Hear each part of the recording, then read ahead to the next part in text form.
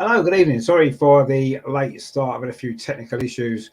Not quite sure what's been going on with my laptop tonight, but anyway, we are live. This is the Euros 22 Daily. We are going to look back on a fantastic night last night. Coming up, the other side of this.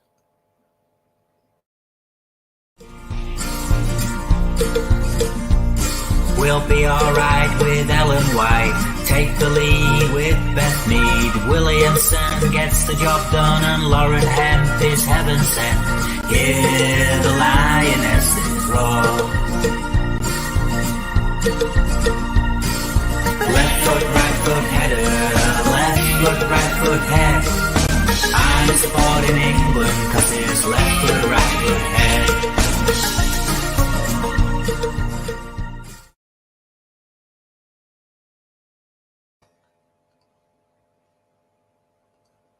Hello, how are you doing? Sorry about that. There's a few technical issues going on with the.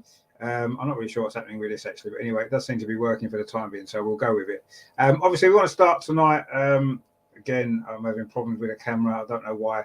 Obviously, we want to start tonight. Obviously, looking back on last night's fantastic game, and it was a fantastic game for England, wasn't it? I mean, who would have thought we would win by that many goals? I mean, Norway are a good side. Now they've got a good history in the Euros as well. But they, of course, produced a fantastic performance. Now, I want to start off with the team lineup because it was there were actually no changes from the side that had beaten Austria a little bit nervously on Wednesday. Of course, that game that we were at Old Trafford, and it was the same start 11. I wasn't completely surprised by that, but obviously it wasn't necessarily exactly as we had. Oh, this is ridiculous with this camera like that. Give me 2 seconds. I'll try and sort something else out. I mean, it might not be very good quality, but we'll try. We'll try that. So is that any better? Because it's just a right naff on it anyway. So yeah, I mean, it was the same. It was the same team lineup, of course, that played against Austria, and it turned out to be an unbelievable performance, didn't it? I thought we started off a little bit nervous actually last night for the first, 10 minutes or so. Norway maybe had the better of things. They looked a little bit more dangerous, and then we got the penalty. Now, I think that was the turning point in the game in many ways. And yes, it was a very harsh penalty. I mean, I said myself on the watch along that it was a soft penalty. Let's put it that way. And I thought it was a very soft penalty, but it was given. And we made the most of it. Georgia Stanway tucked it away, and that seemed to settle us down, didn't it? And after that, we just went on to dominate that first half. It was incredible, really. It's probably the best performance I think I've ever seen. This camera's not working properly either, is it? This is just absolute shite. Even if I say to him, mate, I'm just having some issues here, as you can probably tell. Camera issues. I'm not really sure what's going on. Let me just see if we can try and get something a bit better. So after the penalty went in, we did seem to settle down, and of course getting a second goal. Now, I felt at the time that on Wednesday when we played Austria, we got the early goal, and we had one or two opportunities, didn't we, to get the second goal. Now, I think if we had done the second goal against Austria, I think we could have gone on and got 4 or 5 or 6 against Austria in the end. But we didn't get the second goal. The longer the game went on, it became a lot more tense, didn't it? And you could see the tension building up, obviously, as the game wore on Wednesday. Whereas last night, we got the second goal. And we got the second goal pretty quickly, So, and that then, from that point on, we were able to relax into the game. The crowd got really behind everyone, and you could see the difference that it made. And that second goal was so crucial. Terry says, "Good evening, Richard. What a waste of 90 minutes of my life watching that rubbish." I'm ashamed to be. Yeah, I mean, it was a total waste of time, wasn't it? Russ says, "I liked it fuzzy."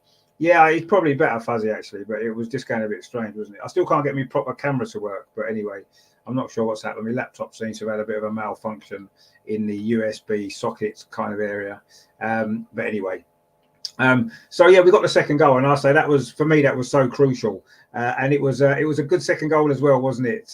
Beth Mead, of course, played a big part in that, didn't she? With a great run down the right-hand side. She didn't panic when she got to the byline, did she? Cut back inside, drilled it across the box. I know it was given as offside, wasn't it, initially against Lauren Hemp, but you could clearly see in the replays there was a defender that was playing her onside inside the 6-yard box. A good goal. VAR, of course, came to our rescue again for the second or third time in the tournament already.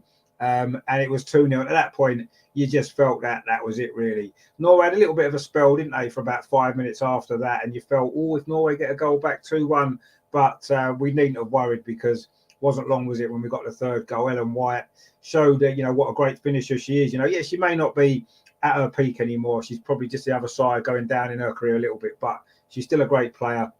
She played so well last night. Her work rate up front was incredible.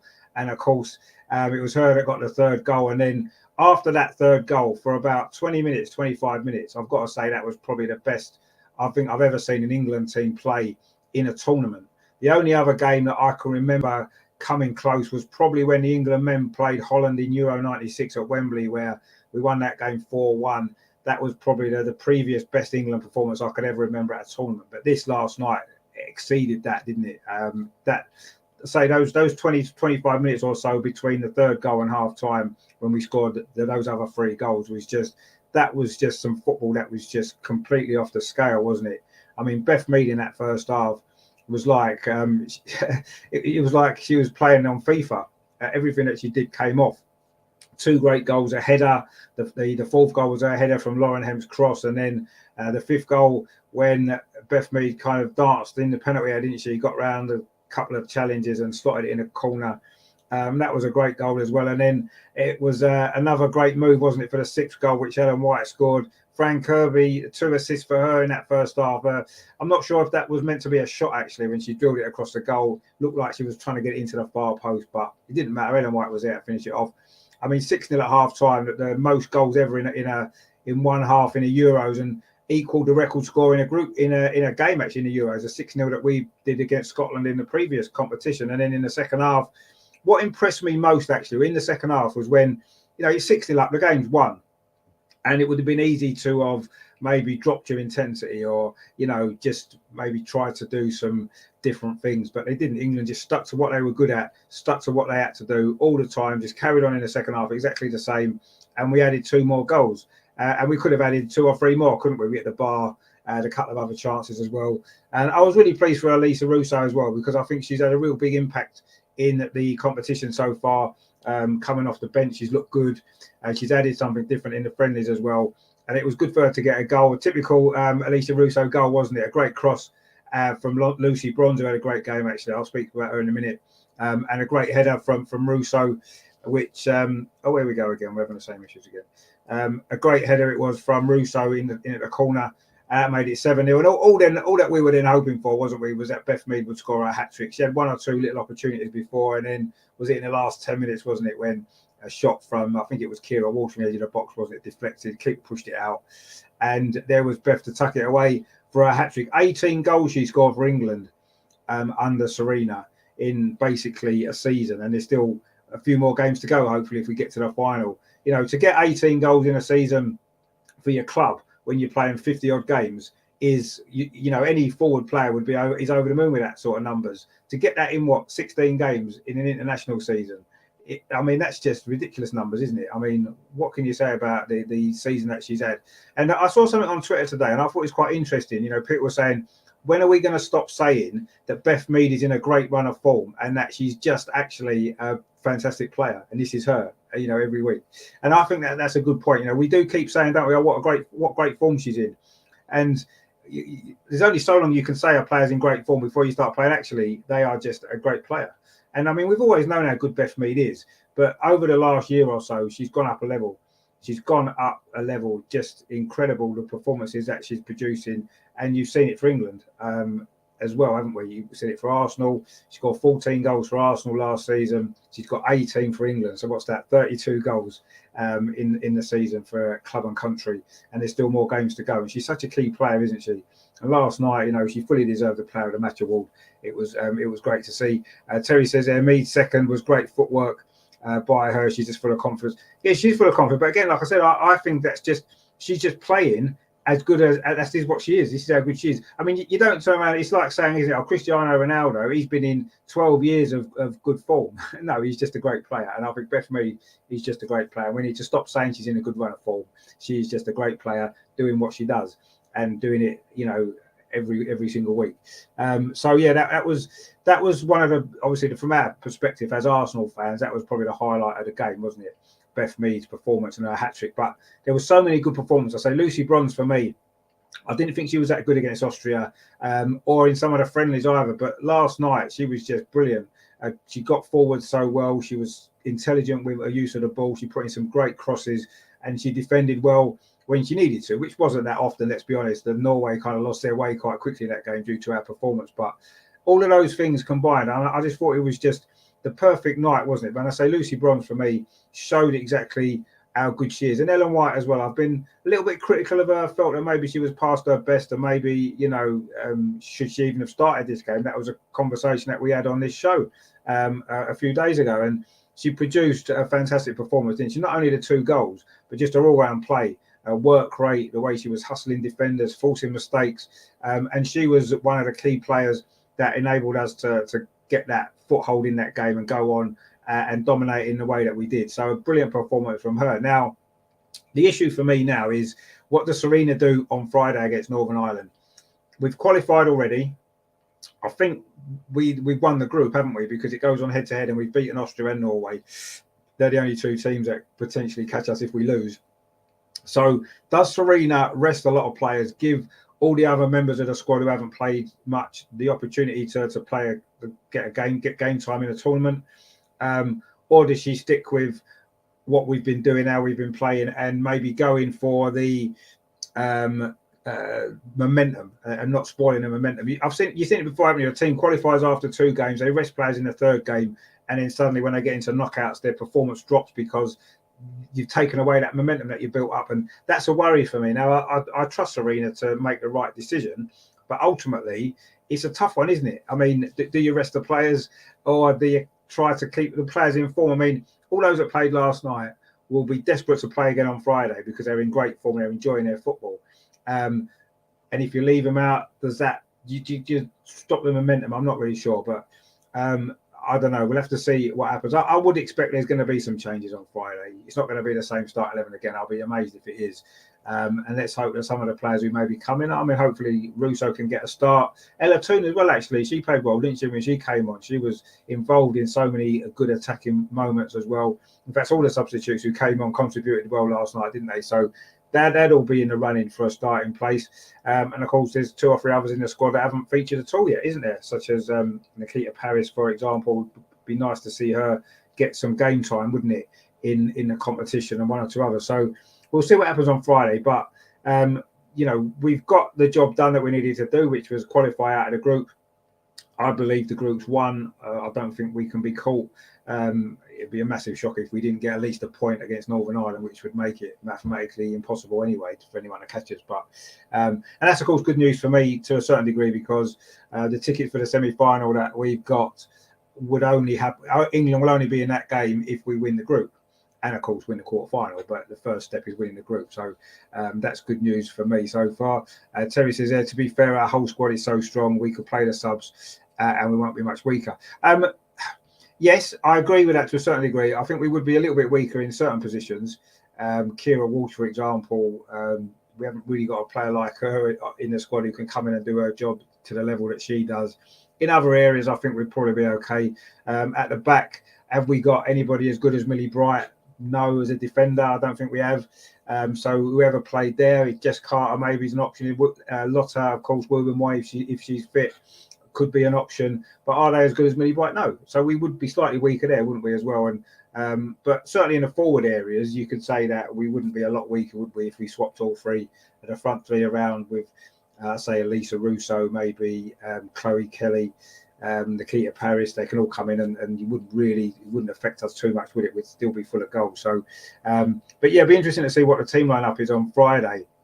But you'd imagine that, I agree, whichever 11 we put out on Friday, we should be strong enough to beat Northern Ireland. No disrespect to them, but we've beaten them already twice in the World Cup qualifiers.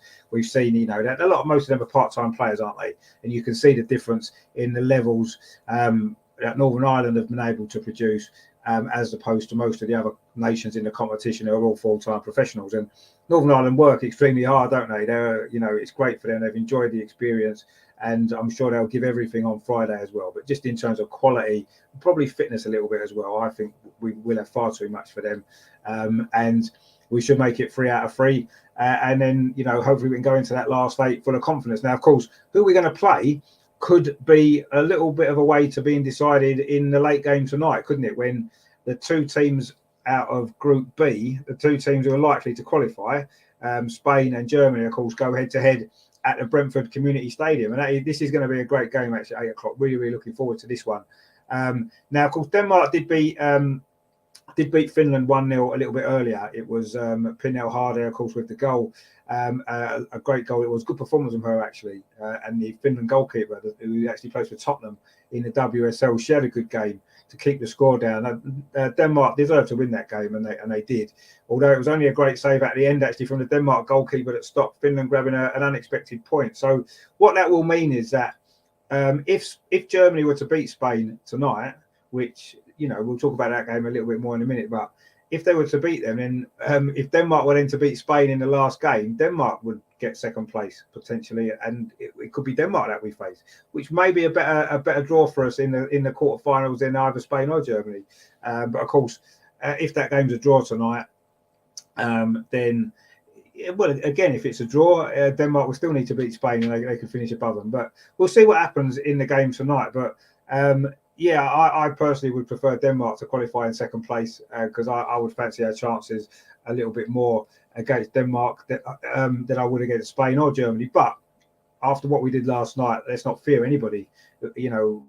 When it gets to the knockout stage, you're going to play somebody really good, a top quality opposition, and it's just about how we perform on the night against whoever we play. And let's hope that we can. But it'll be an interesting game tonight, won't it? Germany and Spain both won their first game pretty comfortably as well. Germany, of course, brilliant performance against Denmark, wasn't it, to win that game 4-0. Spain beat Finland, came from behind to beat Finland 4-1. Again, that was an impressive performance. So it's going to be interesting to see, isn't it? This is going to decide who wins the group. Whoever wins this game will probably win the group, let's be honest. You'd imagine Germany will beat Finland. But I say Denmark could potentially cause an upset against Spain, maybe. Spain, of course, about their 2 best players due to injury. So it's going to be an interesting game tonight.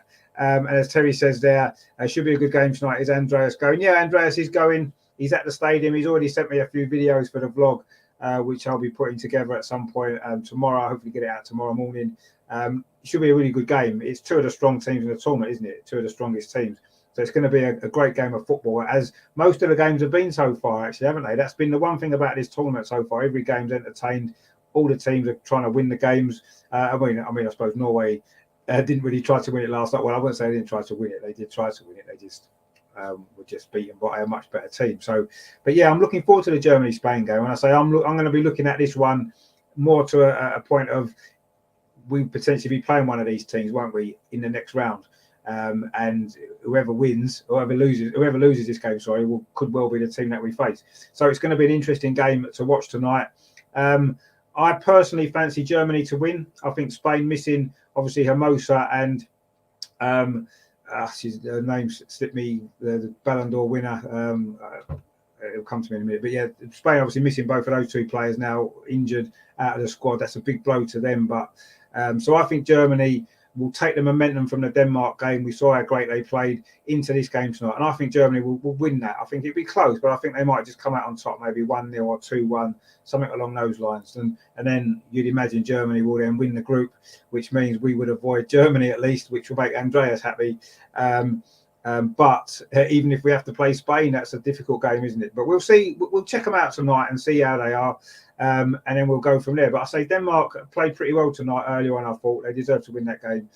But personally, I would rather be playing Denmark in the quarterfinals than either Spain or Germany. But we don't get the choice.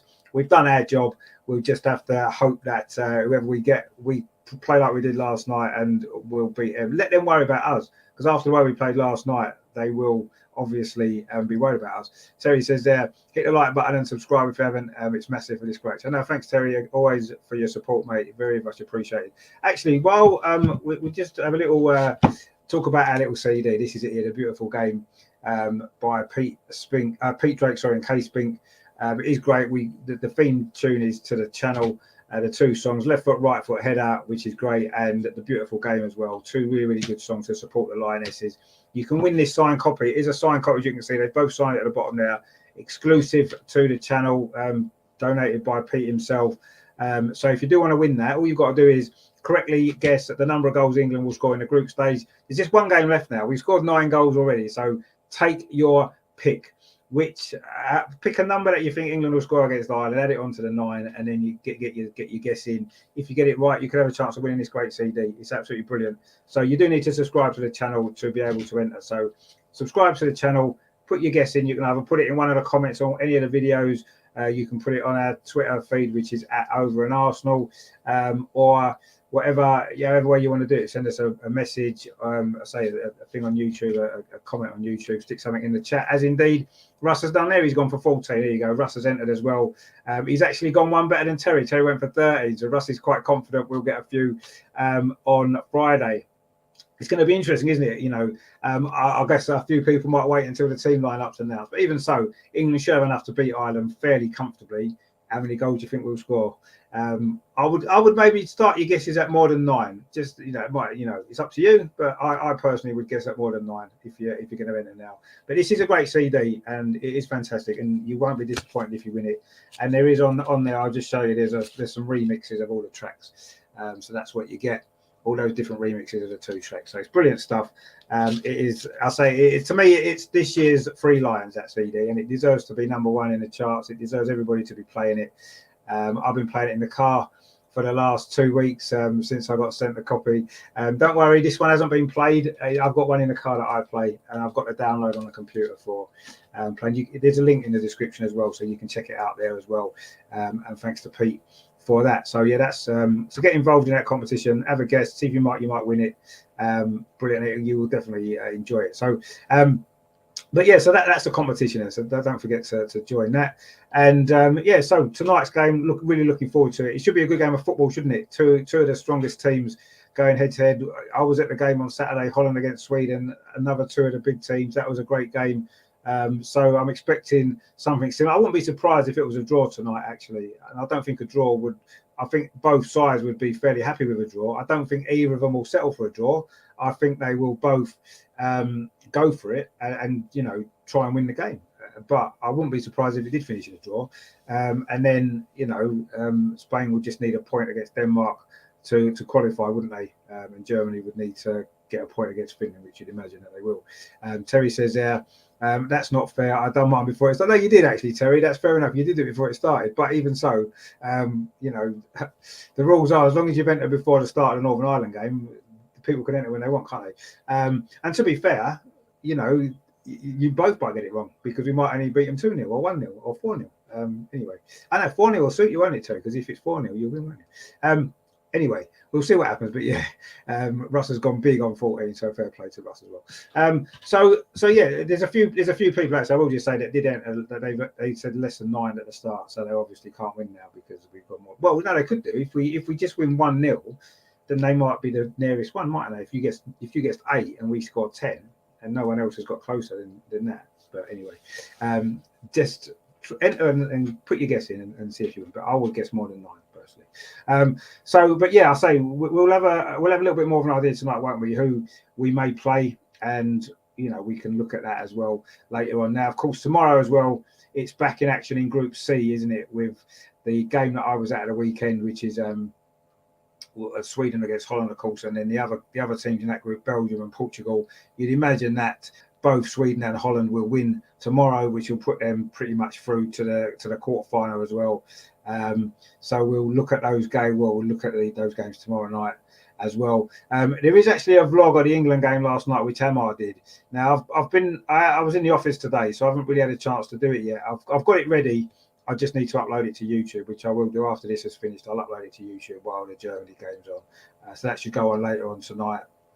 And of course, Andreas's vlog of tonight's game will go on tomorrow. He's spoken to a few of his friends from Germany as well. That's going to be good. So all that's to come on there. But yeah, I mean, I want to kind of go back to the England game a little bit, just because of how good it was. Now, you know, a lot of people were saying that this competition is a real opportunity to put women's football in the spotlight in this country in particular with this tournament. And I think if ever a game was going to do that, it was last night, wasn't it? Because the performance of the Lionesses was just, I mean, if anybody watched that game and maybe went into the game and maybe gone into this tournament thinking, oh, I'm not sure about women's football. You know, it's not as good as men's football. It's not as physical. It's not as fast. Whatever it is. And we've heard all these comments, haven't we? You know, and sometimes it annoys me a little bit that people don't really watch it enough and come up with these decisions. But also, to a certain degree, sometimes you can say, yeah, fair enough. It isn't quite as fast or as physical as the men's game because men are stronger and faster. They're built fast and strong, aren't they? So, but that doesn't mean that we can't enjoy it for what it is, which is fantastic top level football, top level sport. And last night, if anything, we just showed how great it can be. And the fact that it was England that produced that performance, you know, we've seen Germany put in a great performance. We saw France put in a great performance. You know, we saw Spain put in a good performance. But to see an England team at a tournament produce something like that, and if that's not going to get people really getting involved in or wanting to get involved in the women's game, whether it's playing, whether it's coaching, or whether it's just watching games, going to games next season, you know, then it's done its job, hasn't it? You know, and yes, we want England to win, don't we? I mean, how great would that be? An England team winning a competition, a major tournament for the first time since 1966. It'll only be the second big proper major tournament that we'd have won. So we all want England to win, let's be honest. But ultimately, you know, the side kind of win, if you like, is getting the women's game in this country to a bigger audience. And to me, that's been achieved already. And we're only, not even a week into the competition yet. And you can see, you can just see kind of exactly how everybody's got behind it. Everybody's got behind this competition. You know, the fans in the stadium, it's been packed. Even games not involving England, really good crowds. The atmosphere has been brilliant. And you can just see how excited people are. And that's... you know, that would have been unheard of, wouldn't it, a few years ago for a women's football tournament? You know, and yes, there's no other tournaments this summer, which has helped. It's in the spotlight. It's in England, which helps as well. It's in the spotlight, but it's just been it's been fantastic to see, actually. And you know, let's just hope that after the excitement of the tournament's worn off, you know, if England win, that's going to take a long time to wear off, isn't it? That people still want to watch women's football. You know, the WSL fixtures came out today. I don't know whether you've seen them, but the fixtures came out today, and you know, for me, that is, you know, a lot of people who follow men's football get excited about the men's fixtures coming out, as I did, and I feel the same about the fixtures today. You know, looking at them, who we got first game of the season. He said, you know, we have got Man City away. In case you missed it, our first home game against Brighton. It starts on the weekend of the 10th, 11th of September, a little bit later this year, obviously due to the Euros as well, and it finishes a bit later as well. Bear in mind as well, when the World Cup's on, when there's no Premier League football, the WSL's still going to be going on. There's games in December as well. So I don't think there's that many games in December, actually, looking at the fixtures. But there is games in December. So, you know, it's going to be a great season in WSL. You know, we've got the new TV deal from last year. So what I'm hoping is that a lot of people that have enjoyed the Euros will come along and watch women's football when the season starts, to watch the WSL, because the quality of the WSL is great as well. So, you know, that's what this tournament, for me, yes, as I said, we want England to win, but for me, it's been about giving the women's game that extra exposure and getting people to watch women's football that probably ordinarily wouldn't have done so. And I can see that's happened already. You know, I've been speaking to guys at work that maybe wasn't really into women's football at all, and they've been watching this tournament. They loved last night's game. So, you know, these are all positives, aren't they? And hopefully it will start to get taken a lot more seriously, because I still think there is still those attitudes there, isn't there? You know, that women's football isn't, you know, is that the standard's not great. All this standard, you've heard all the comments, you all have done, haven't you? And hopefully this tournament will start to change that, because that's what we need. You know, I've always looked at women's football as being, yeah, you know, I've looked at it as being equal to men's football. Yeah, it's not in terms of physicality and speed, all that kind of stuff. No, I understand it's different, and I appreciate that it's different, but I look on it at the same level. It's top level football, you know, and that's how I've always seen it. And it's great now that more and more people are coming on board and seeing it like that as well. And I say I'm hoping that the attendances in the WSL are going to increase on the back of this, because I think it's massively important. You know, Arsenal get what, 2,500 at Meadow Park, which, you know, they deserve to be playing in front of bigger crowds than that. You know, Chelsea getting 3,000 maybe at Kings Meadow. These teams deserve to be playing in front of packed crowds like we'd be getting at the Euros. That's what the WSL deserves week in, week out. 20,000, 25,000. How we get that on a regular basis, I'm not sure yet. But this is the first step. And I can see it happening more with the TV deal, more exposure and stuff like that. And hopefully in 3 or 4 years' time, this is what will be happening. The women will be playing at the men's stadiums. There'll be full house, not full houses, but there'll be big crowds, and it's going to be great. And I can see that coming in the next couple of years, which will be fantastic. So let's hope that's the case. Terry says there, a lot less cheating and diving unless you play for Emma Hayes in Chelsea. Well, I don't think we should really talk too much about diving after last night with the penalty that we got. That was a bit of the Harry Kane's going on, wasn't it, from Ellen White? But there you go. I mean, but you're right. You don't get the same. You don't get cheating, you don't get diving. But the main thing for me is what you don't get the time wasting and the negative tactics that you get in men's games. Now, every team in this tournament, and, you know, I can refer to the WSL as well, you don't get teams, you know, teams go to win the game. Every team looks to try to win the game. Obviously, some teams are better than others and they beat them, but you don't see negative tactics. You don't see teams shutting up shop. You don't see teams constantly passing backwards and sideways. What you see is you see teams looking to get on the front foot, looking to attack, looking to create chances. Both teams in the game. You know, even Norway last night, they didn't play particularly well. When they got the ball, they were trying to go forward and they were trying to create some chances to score. Obviously, we were much better than them in the end, but to me, that's what it is. And that's what I love about women's football. You don't see players generally waving fake yellow cards. Yes, I've seen 1 or 2 in a tournament. I will point that out, but you don't get it very often. It is quite rare, and it's not. And I'm hoping it's not something that starts happening more and more. I'm hoping it won't do, because that's what's refreshing about it. You know, there's a foul, they get up, get on with the game. You know, there's a yellow card, they just get on with it. You don't see the players moaning at the referees constantly. They just get on with it because they want to play football and they want to try and win the game. And that's one of the great things about it. And I'm hoping that, you know, this is how it continues. Terry says, my only worry is if Sky cock it up like that. No, see, that has been a worry of mine, I've got to be honest. And I said this when Sky got involved last year. It took Sky 3 or 4 years to really cock up the men's game, if you want to put it like that. And I'm hoping that lessons have been learned from not only from Sky, but also from the FA, from the sport itself, and doesn't allow Sky to do that. I mean, they're already messed around with the kickoff times, you know, kicking off at 6:45 on a Sunday, family occasion. Yes, the Euros games have been kicking off at 8 o'clock, but you got to look at the different circumstances. It's a tournament. You can't play a tournament game at 2 o'clock in the afternoon on a Wednesday when everyone's at work and at school, stuff like that. So, you know, you've got to look at it that way. But yeah, you get in silly kickoff times.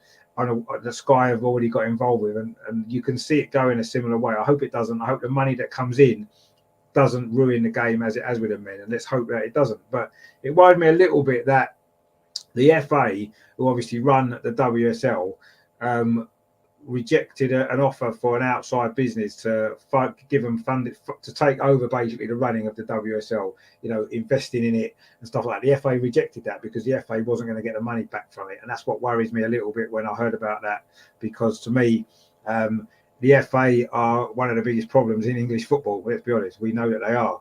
And it would be nice to maybe an outside company to come in, invest properly in the women's game, not only at the top level, but filtering it down so that grassroots gets properly invested in, all this kind of stuff, that the infrastructure of the game, which the FA are not that interested in. They're just interested in how much money they can make from it, how much they can pay their chief executives and all this kind of stuff, right? And they've always done that. So to me, that was a bit of a worry when they rejected that offer. I didn't know too much about the company, so maybe there was other reasons, but just on the surface, from what I heard, I'm thinking that kind of sums up the FA. They don't want other people taking away, creaming off the money that they feel that they should get. So, but we'll see how it develops.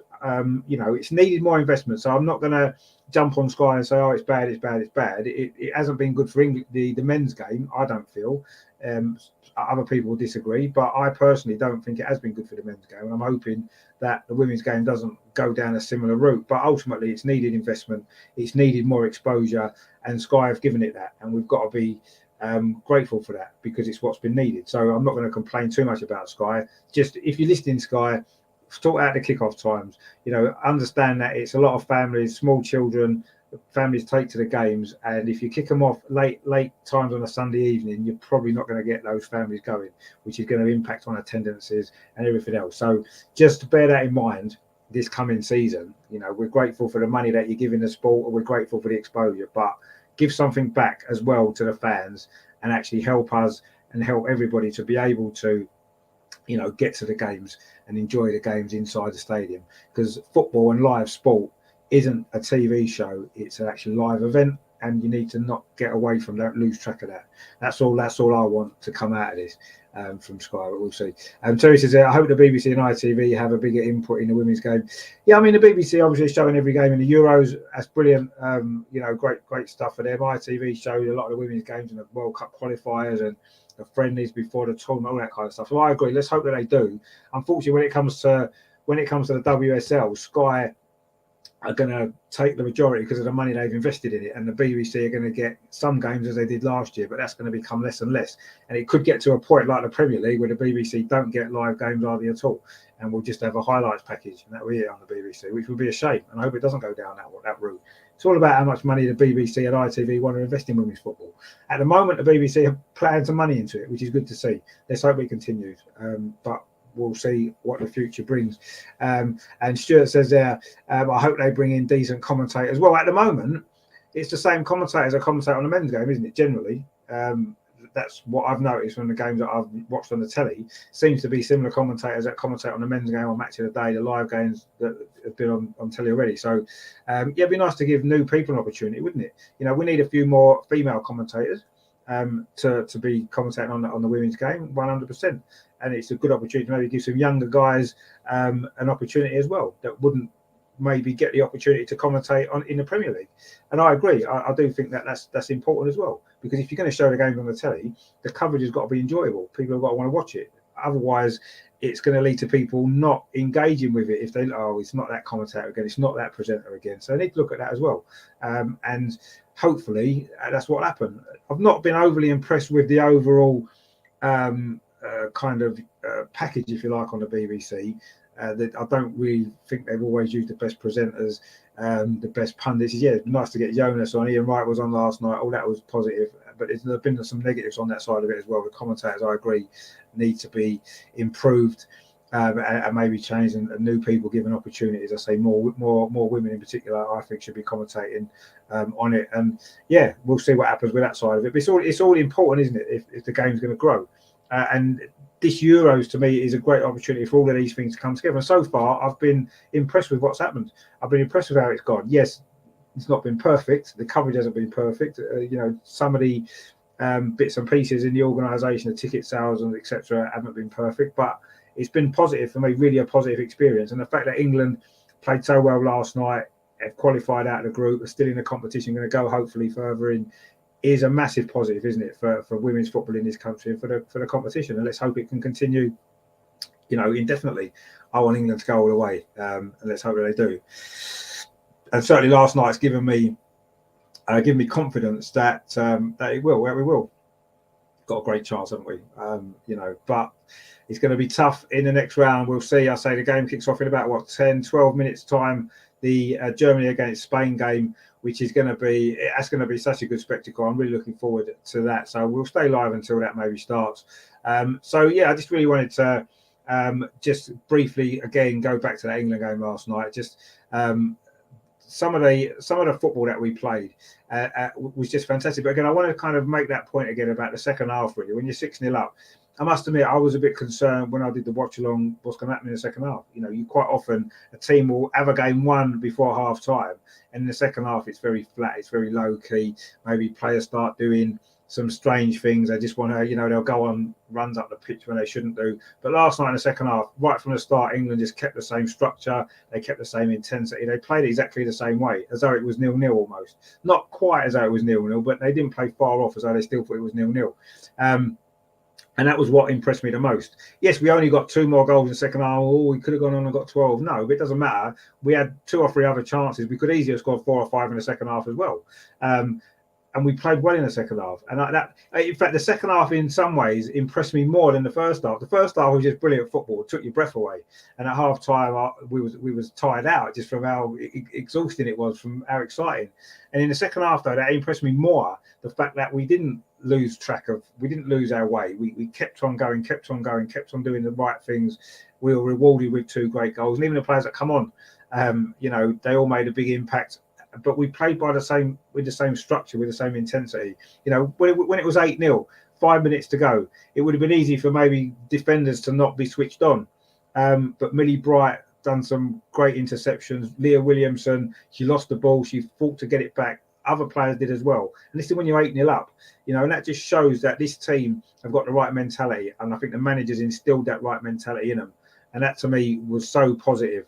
And that, more than anything else, is what convinces me that this team has got a great chance to go all the way. Because when you play against Germany, or when you play against Spain, or when you play against France or Holland or Sweden, or whoever it might be later on in the competition, if you're not switched on for 90 minutes, you'll be made to pay, because the other team will punish you.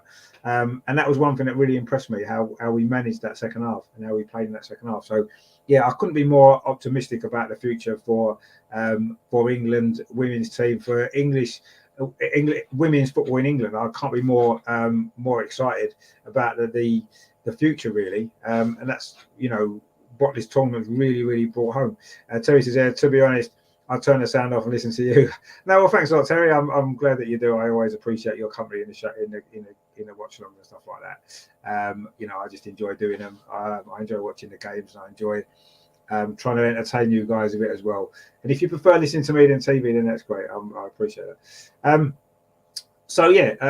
Obviously, what we've got coming up then on the channel, we have got obviously the vlog. The England-Norway vlog is going to be uploaded very soon. I've got put that together. Amar did that for us, so it's going to be good.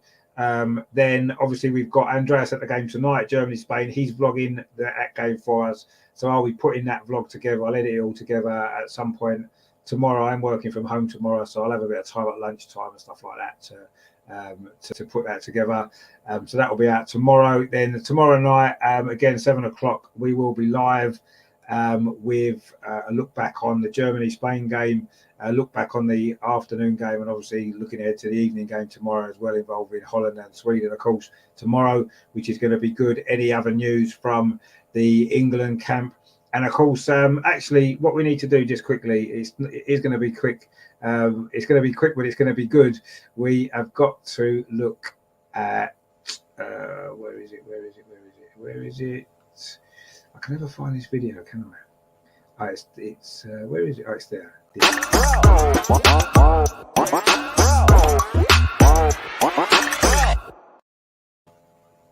Of course, a great performance from Beth Mead last night, hat-trick and player of the match, of course. Her sister as well, brilliant from her. Leah Williamson as well, composed as always, untroubled defensively, but a brilliant performance from her as well last night. And Frida Marner, of course, who I was a little bit surprised she didn't start for Norway. She played well in the first game and scored a goal. She came off the bench in the second half. Difficult time to come on when there was 7-0 down or whatever it was when she came on. I thought she played well. She had an effort, a goal at the end. Unlucky, went over the bar from distance. And she looked good as well. She had a decent game, but obviously it's not going to be a game she's going to look back on with too much fondness, I'm sure. So that was that. Of course, in the earlier game against Austria, of course, Laura Wainhofer couldn't play, could she? Because she's tested positive for COVID. Manu Zinsberger, of course, kept a clean sheet. Played pretty well for Austria. She wasn't, again, not really troubled too much by Northern Ireland. So it was a good night for her as well. Austria will still fancy their chances of getting through now, won't they? If they can beat Norway on Friday, Austria will make it through to the quarterfinals. They did reach the semi-finals last time out, didn't they? So it was a good night, wasn't it, for the Arsenal women, which we were really delighted about. With, of course, Denmark game earlier, Simone Boy is the only Arsenal player there. I don't think she came on, did she? I missed the start of that game because I was coming home from work, but I I don't remember her coming on, so I'm assuming she didn't play. But Denmark won. That's dealing with a chance of qualifying as well. So hopefully she might make it into the last 8 as well. And of course tonight's game between Germany and Spain. There isn't any Arsenal interest, is there? So, but it was a good night yesterday, wasn't it? I mean, Beth Mead, top goal scorer at the moment, in line for the Golden Boot, in line for player of the tournament as well at the moment, isn't she? If she continues in this, that would be great, wouldn't it? Leah Williamson as captain, maybe lifting that trophy, and Beth Mead getting Golden Boot and player of the tournament or something like that would be fantastic, wouldn't it? Terry says there, I don't think we have no one to fear. I think we only lose if our nerves get the better of us. I mean, I kind of felt the same about the nerves after the Austria game, because we were very nervous in that game. But last night, I think I might have said it in the watch along, but last night, I saw it against Austria. It felt like we were playing with weights on our backs, everybody, all the players. And yesterday, as soon as the second goal went in, it was like we threw the weights off and we just was free. And if that continues, of course, there's going to be pressure in the knockouts. We know that. I mean, we're going to be playing against great teams, but the fact that we got rid of all that tension last night, I think it's going to be a massive help. And I'm not sure the nerves are going to be a problem. I think Serena can manage that really well. And I think she's going to be able to help the players to manage that really well. The signs are good, aren't they? Let's be honest. And yeah, I mean, obviously the knockout games are tough. They're difficult, and we're at home. There is pressure on us to win, but I think we can handle it. And last night showed me that. Now they've shown that they can play with freedom at the tournament. I think we can go on and continue to play with freedom, and let's hope that we do, because if we do, we'll have a great chance, won't we? You can see how good we are. But yeah, we'll see how all that goes. So so don't forget then, watch out for the vlog of the England-Norway game that'll be going up tonight. The vlog of Germany against Spain will be going up tomorrow. I'll be live again at 7 o'clock tomorrow. If any of the guys are around, they'll jump on. I know everybody's busy. Amar's away. He's at the game Friday as well. Obviously, Andreas is away at the game tonight. He's busy. I mean, he may be available tomorrow night, actually, to come on from his hotel. Be good to get him on. We'll see. Obviously, Matt's busy as well, doing various different things. So, but hopefully someone can join me tomorrow. But if not, I'll still be live anyway. We'll obviously go over all the latest goings on from the Euros. And I say, look at any of the Arsenal players that's been in action. Actually, another Arsenal news, Vivian Miedema, unfortunately, has tested positive as well for COVID. So she is isolating. So she won't be able to play tomorrow for Holland, which is a blow for Holland. It's a blow for us as well, because we love watching her play. So that's a shame for her, but hopefully she'll be back fit soon and she can play in the last group game, and hopefully in the quarterfinals as well, and the knockout stage later on, should they get through, which you'd imagine that they will. So yeah, there's a bit of bad news there for Arsenal women, but I'm sure she'll be fine, and she'll be back in action, I'm sure, very soon. But she won't be able to play tomorrow, so that's a shame. So all eyes will be on Stina Blackstenius tomorrow for Sweden, in their game from an Arsenal perspective. Terry says, great show, Richard. I will see you tomorrow. Yeah, cheers, mate. Good night all in the chat, and don't forget to hit the like, indeed, and come on, you England Gooners, indeed, yeah, come on, all the Gooners in the competition, but particularly the ones who play for England. So yeah, I'm going to go now and enjoy the Germany against Spain game. I hope you will enjoy that as well.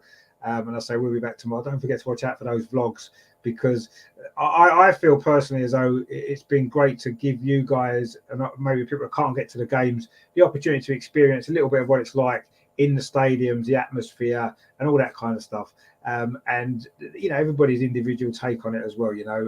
Matt and Andreas have both done some great vlogs. Amar's vlog's great as well. You'll see that later on, and I know Andreas will do a good job tonight as well. And on Friday, Amar's back at the England game at Southampton, so there'll be vlogs of that. I'm going to a knockout game the week after. I've got tickets for the semi-final, which hopefully will be England in it. I mean, that's going to be a great night as well. So loads of great coverage on the channel for the Euros. So if you are enjoying the Euros, you are enjoying the coverage that we're giving it, please think about subscribing. Don't forget the competition to win the beautiful game. Oh, yes.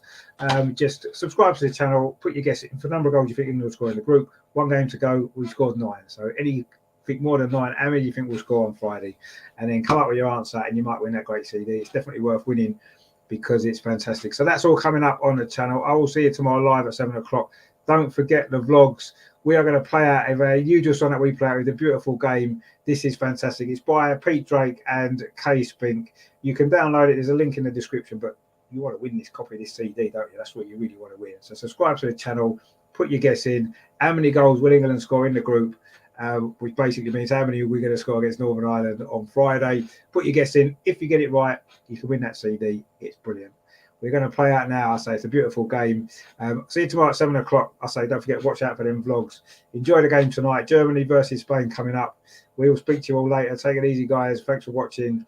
My name's Richard. This is Over and Over and Over Again. We are covering the Euros every day here on the channel, so please join us. Cheers for watching tonight. Don't forget to like before you go and subscribe if you're new. Enter the competition for the CD because it's brilliant.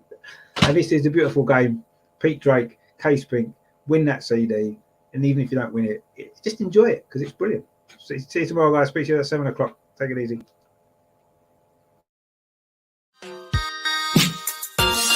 There's shin-pads, hairbands, rainbow laces, brand new fans and different races. Another camp with COVID cases, an England squad with brand new faces. Here we go, the summer's here.